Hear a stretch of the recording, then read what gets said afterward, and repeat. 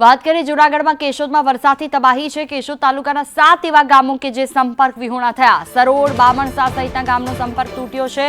સાબલી અને તિલોરી નદીના પાણી ફરી વળ્યા છે। કેશોદ પંથકમાં ધોધમાર વરસાદ વરસ્યો છે। 7 ગામો સંપર્ક વિહોણા છે તો સરોડ, બામણસા સહિતના ગામનો સંપર્ક પણ તૂટ્યો છે।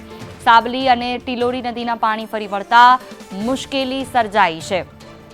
તો આ તરફ ખેતરો બેટમાં ફેરવાયા। મગફળી, સોયાબીનના પાકને વ્યાપક નુકસાની છે। ખેતરોમાં જવા માટેના રસ્તા પણ બંધ થઈ ગયા છે।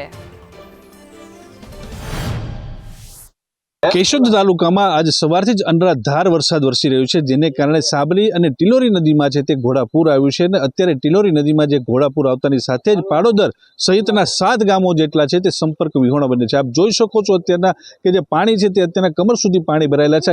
જે નદી નાળો નથી, પરંતુ અત્યારના જે આ ખેતર છે આપ જોઈ શકો ત્યાં અત્યારે પાણી ભરાયા છે। ખાસ કરીને જે વાવેતર કર્યું હતું તેની પણ નુકસાની જોવા મળી રહી છે। આપણી સાથે ગામના કેટલાક લોકો છે તેમની પાસેથી આપણે જાણશું। કાકા, ખાસ કરીને જે અત્યારના પરિસ્થિતિ છે, શું પરિસ્થિતિ છે અને ક્યારથી આ પરિસ્થિતિ છે? સાહેબ, 2 દીથી આ પરિસ્થિતિ છે અને પાણી અતિશય છે, પણ નાળા તૂટી ગયા છે, રોડે તૂટી ગયા છે। સરોડ, અખોદર, બામણાસુ કોઈ જાવરો આવવાનો નથી, કોઈ જતું આવતું નથી અને અહીંયા નીકળાય એમ જ નથી। અતિશય વરસાદ છે।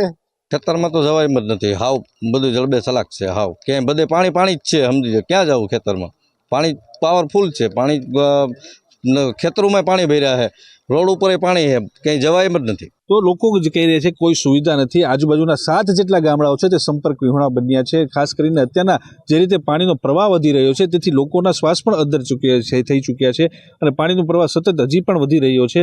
ઉપરવાસમાં ભારે વરસાદને કારણે તમામ પાણી છે તે અત્યારના સાબરી ડેમ મારફત ગામડાઓમાં ઘૂસી ગયા છે। ખાસ કરીને ગેડ પંથક છે તે જળબંબાકાર બની ચૂક્યો છે। કેતનનો સંદેશ ન્યૂઝ, પાડોદર।